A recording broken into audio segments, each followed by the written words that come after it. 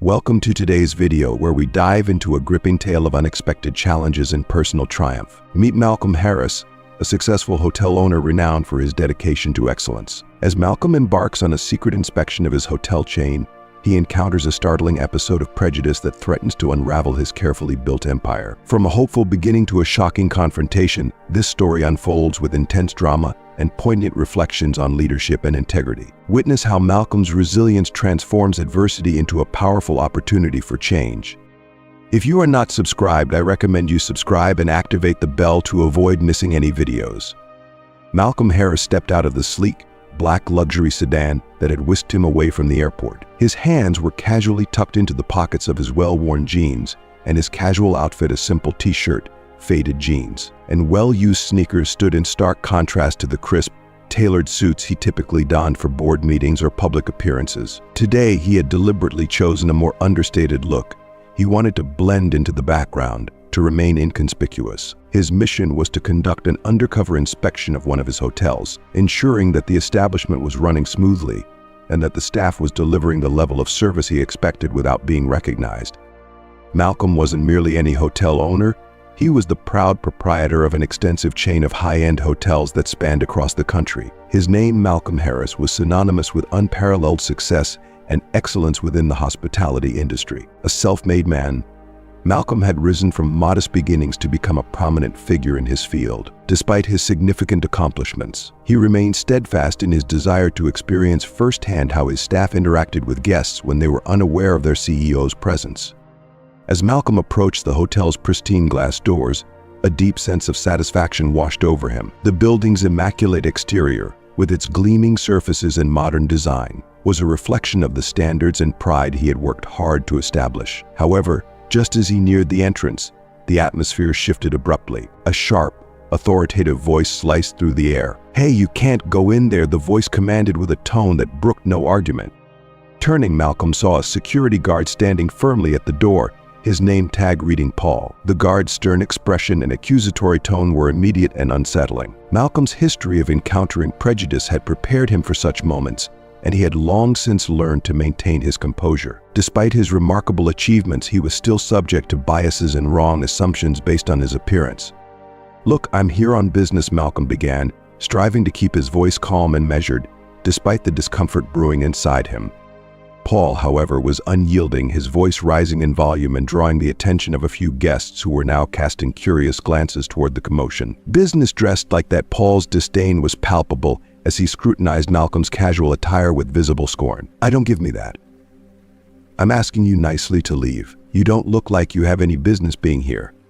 The sharpness of Paul's words ignited a surge of frustration within Malcolm. It wasn't merely the content of the remarks, but the assuredness with which Paul decided he didn't belong that stung. Nevertheless, Malcolm was determined not to let his anger get the better of him. He was resolute in observing how the situation would unfold.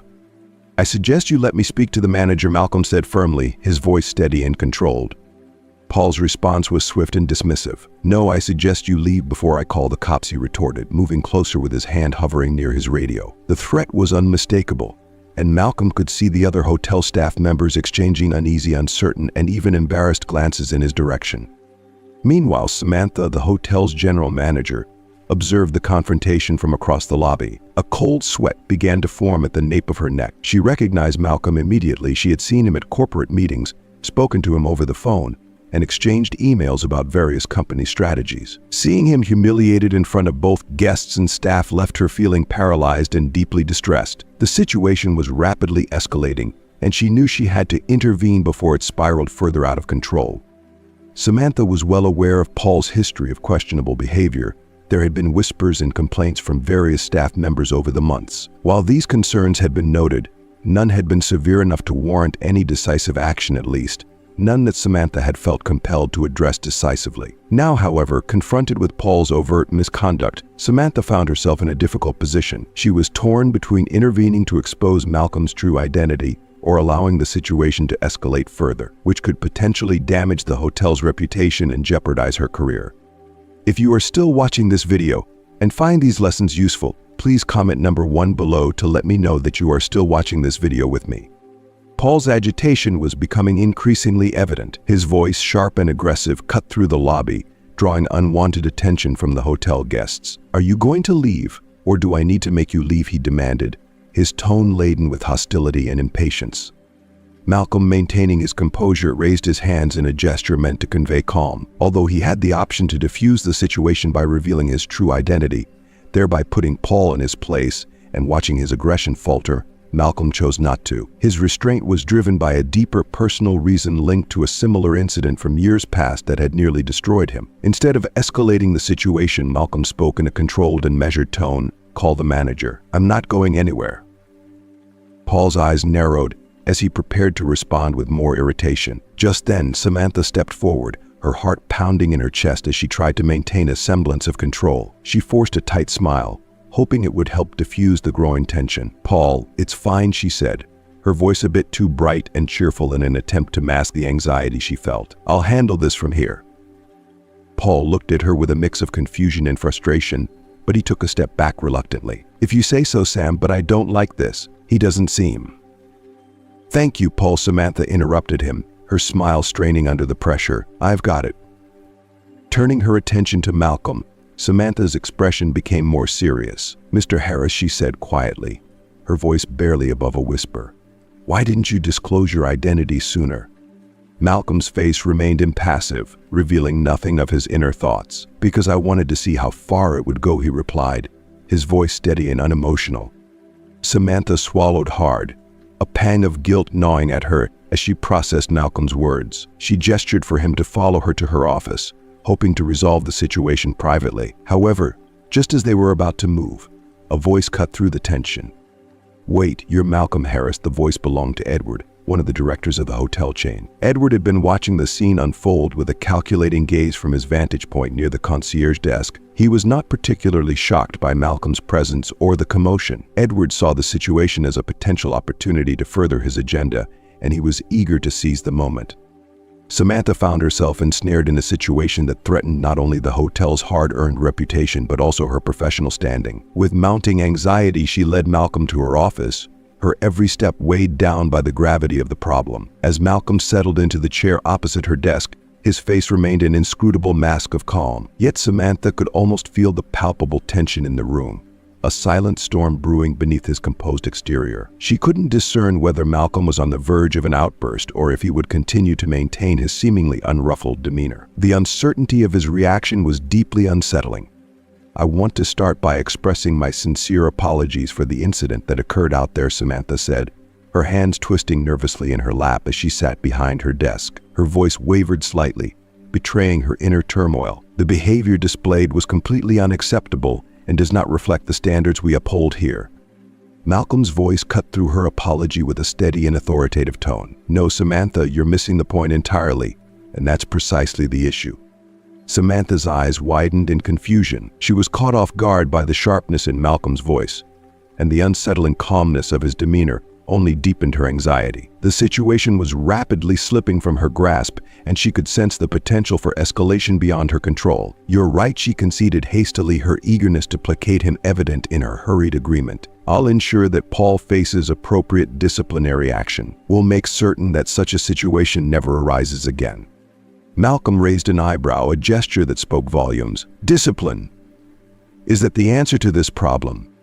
Samantha's heart skipped a beat, the gravity of Malcolm's question hitting her with full force. She realized that the issue at hand went far beyond the poor conduct of a single security guard. To address it properly meant confronting a much more profound issue, one that would require significant effort and time to resolve. She hesitated, struggling to formulate a response. "I'll address the matter with the staff," she stammered, her voice betraying her apprehension. "We'll initiate new training programs and work on fostering a more positive culture. We'll do whatever it takes to rectify this situation." Malcolm's unwavering gaze bore into her. "You believe this is merely about staff training?" Samantha felt her mouth go dry as she grappled with the realization that this issue was not confined to a single lapse in behavior. Acknowledging this would mean facing her shortcomings as a manager, a prospect that filled her with dread. Before she could gather her thoughts to respond, the office door creaked open. Edward, who had been surreptitiously listening through the crack, stepped into the room with an air of feigned innocence. Ever the opportunist and driven by his ambitions, Edward saw this incident as a golden chance to further his agenda. "Mr. Harris," he began smoothly, I overheard what transpired. It's disgraceful. Such behavior has no place in our hotels." Malcolm, acutely aware of Edward's relentless pursuit of advancement and his covert efforts to undermine him, recognized Edward's underlying motives. Edward had been actively opposing Malcolm's inclusive policies and inciting dissent among the board members. Malcolm had long suspected Edward of scheming to discredit him from within. "That's indeed a serious concern," Malcolm said with a cool, detached tone. "And what exactly do you propose we do about it?"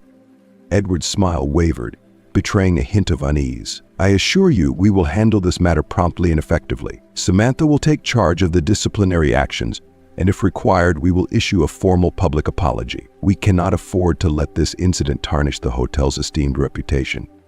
Malcolm's gaze turned cold, his eyes narrowing into slits. "And you believe that's sufficient to resolve the situation?" Edward's smile faltered further, barely maintained. "Well, naturally. We will also review and revise our policies to ensure that such incidents are prevented in the future." Malcolm's stare was intense, and he held it for an extended moment before shifting his focus to Samantha. "Please, leave us." Samantha's eyes widened in surprise. "Sir, I..." She hesitated, her expression a mix of confusion and concern, but ultimately complied, nodding and exiting the room. As the door clicked shut behind her, Malcolm directed his full attention back to Edward, his demeanor now steely and uncompromising. "Let's cut through the pretense, Edward. We both know there's more to this than you're letting on." Edward's face hardened, his composure slipping. "I'm not sure what you mean." Malcolm's voice remained calm, but was laced with an unmistakable edge of determination. "For months now, you've been actively working against me. You've been sabotaging my leadership, resisting every policy I've put in place. And now, you see this situation as an opportunity to undermine me further." Edward's jaw tightened, his silence a testament to the weight of Malcolm's accusation. Malcolm leaned forward, his elbows resting firmly on his knees, his gaze fixed on Edward with unwavering intensity. "Let me be clear. I'm not going anywhere. I built this company from the ground up through countless obstacles and adversities, and I won't let you or anyone else dismantle it." Edward's face flushed with frustration and anger, but before he could retort, Malcolm stood up decisively and moved toward the door. "You might believe you have the upper hand at this moment, but don't be mistaken. I've faced and overcome such betrayals before, emerging stronger each time. This will be no different." With those final words, Malcolm left the office, leaving Edward alone, his aspirations momentarily thwarted. Edward stood there, his anger palpable, his mind racing with the implications of Malcolm's confrontation. For months, he had sensed something sinister brewing beneath the surface, but now the full extent of the betrayal was glaringly apparent. Edward had been covertly orchestrating his plan all along, exploiting the situation to his advantage. This was not the first time Malcolm had encountered such treachery within his ranks. Years earlier, when Malcolm was still in the nascent stages of building his empire, he had faced a similar betrayal that nearly brought him to ruin. As a young, ambitious entrepreneur striving to establish himself in a predominantly white industry, Malcolm had invested all his energy and resources into his first hotel, driven by a fierce determination to prove his worth. As the hotel's success grew, so did the resentment from those who could not accept a black man's rise to prominence, casting a shadow over Malcolm's hard-earned achievements. If you are still watching this video and find these lessons useful, please comment number 2 below to let me know that you are still watching this video with me. Charles had clandestinely conspired with a faction of investors, orchestrating a sophisticated plot to oust Malcolm from his own company. Underneath the veneer of corporate politicking, Charles wielded Malcolm's race as a weapon, subtly sowing seeds of discord. He spread insidious rumors that Malcolm's leadership was driving away wealthy clients and that his emphasis on diversity was detrimental to the company's bottom line. By the time Malcolm became aware of the treachery, the situation had deteriorated significantly. Charles had successfully persuaded most of the board members to side against Malcolm, pushing for a vote to remove him from his position.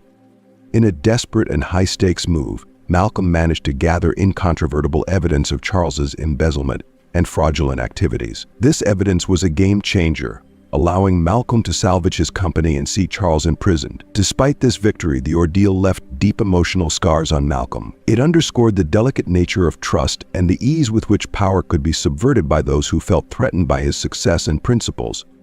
Years later, Malcolm found himself facing a troublingly familiar scenario. Edward, a board member known for his disdain towards Malcolm's progressive policies, was executing a strategy eerily reminiscent of Charles's. Edward used Malcolm's commitment to diversity as a weapon, amplifying grievances and dissent among the board members. The recent incident in the lobby with the security guard's unjust behavior had provided Edward with the perfect leverage to launch a concerted attack on Malcolm's leadership.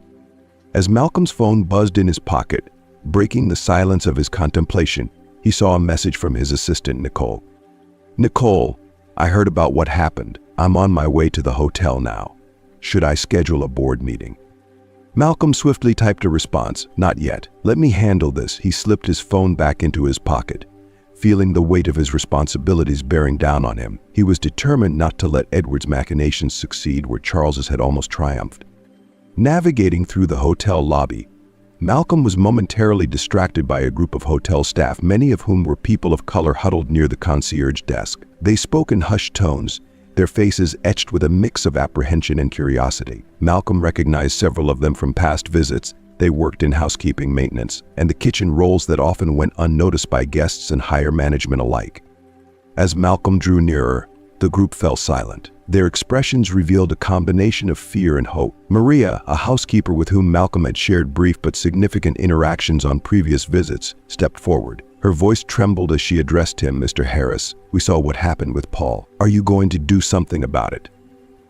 Maria's question was straightforward, yet it carried a profound weight. Malcolm could sense the underlying desperation in her words. These employees had likely faced countless instances of discrimination and microaggressions, feeling powerless to effect change. To them, Malcolm represented a potential catalyst for reform, a glimmer of hope in an environment where their concerns had often been overlooked.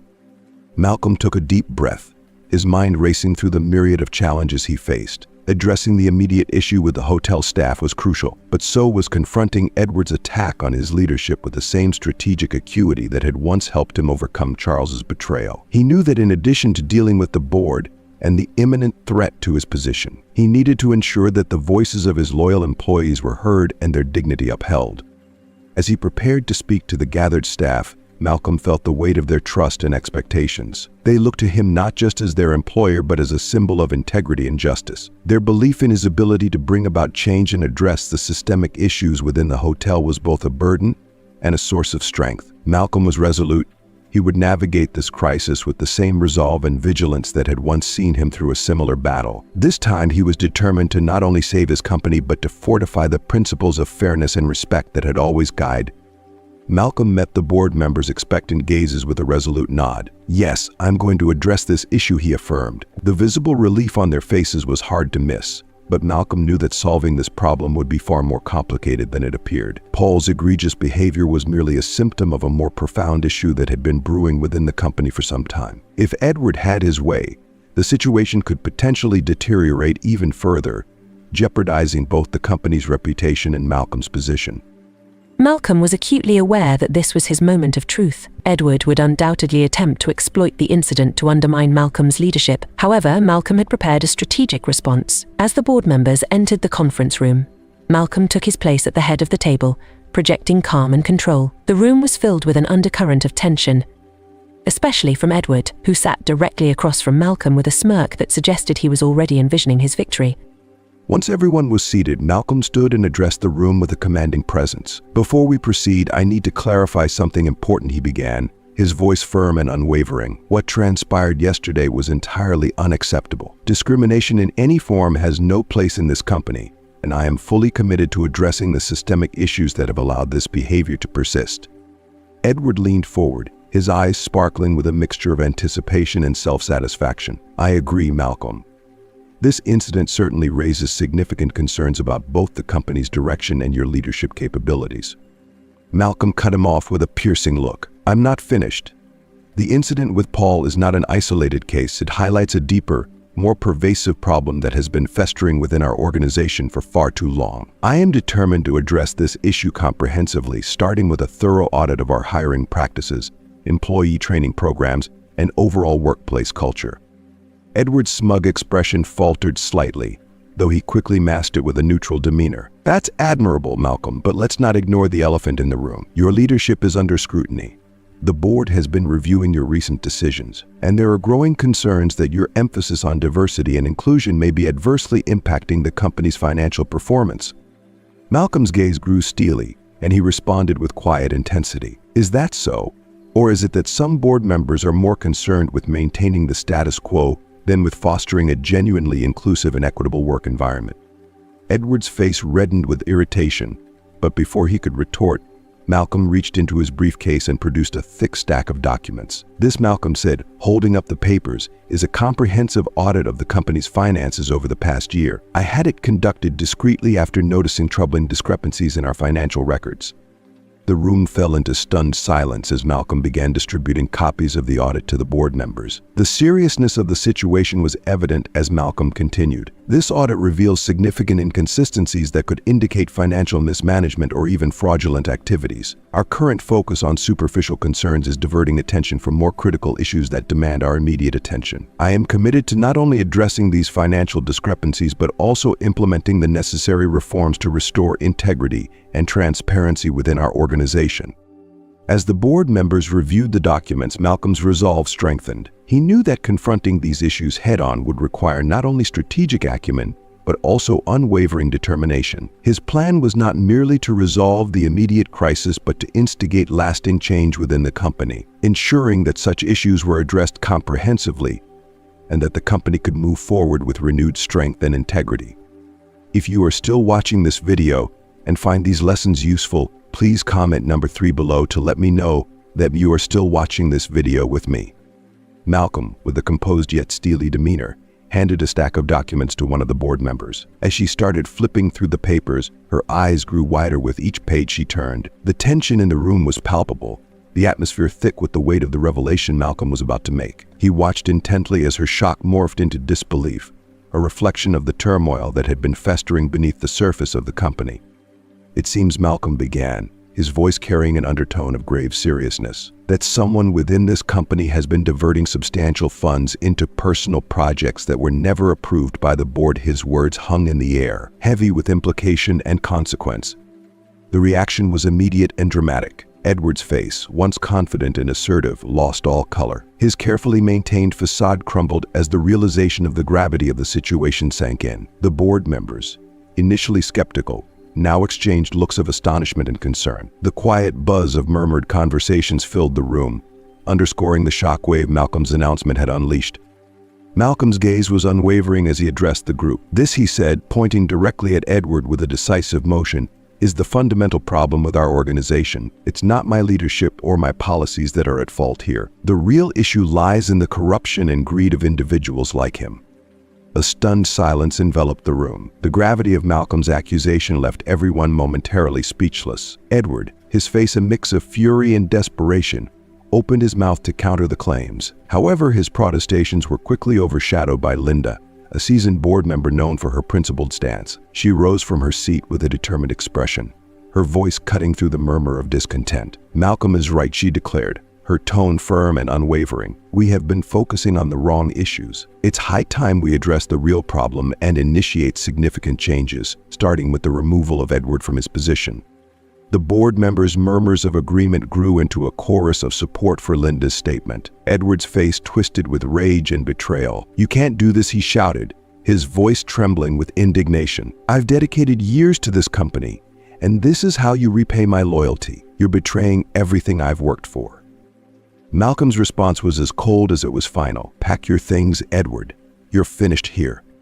As Edward stormed out of the room, slamming doors and muttering angry curses, Malcolm felt a wave of relief. The immediate threat had been addressed, but he knew the work was far from over. With the board's unanimous support, Malcolm's new initiatives were swiftly put into motion. The company began a comprehensive overhaul, marked by the introduction of new training programs designed to address and rectify the underlying issues of mismanagement and ethical lapses. Promotions were now based on merit rather than favoritism, ensuring that talent and integrity were recognized and rewarded.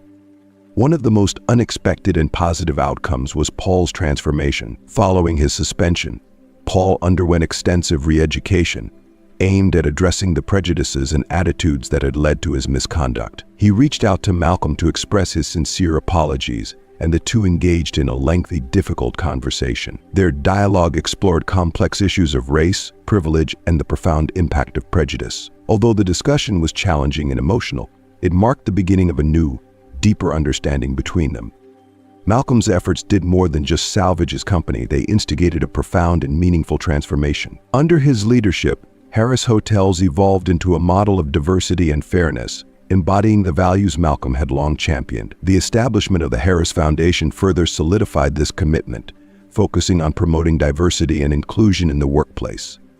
Looking back, Malcolm realized that his work had only begun. The transformation of Harris Hotels was just the start of a larger revolution he had been striving for throughout his career. The changes he had implemented were setting a new standard, one that aligned with his vision of integrity, inclusivity, and ethical leadership. The foundation he had built promised to continue guiding the company toward a future where these values would thrive, making Harris Hotels a beacon of positive change in the industry. Thank you for watching and joining us on this journey today. We've explored a profound story of resilience, identity, and leadership challenges faced by Malcolm Harris. From the stark contrast between appearances and reality to the deeper issues of discrimination and personal integrity, there are many lessons embedded in this narrative. So, what have you learned from this story? What insights or reflections stood out to you the most? We invite you to share your thoughts in the comments below. Let us know one key takeaway from this video and how you plan to apply it in your own life. If you enjoyed this video, please leave a comment below and share your perspective. Don't forget to like, share, and subscribe to our YouTube channel for more content that inspires and empowers. Your support means the world to us.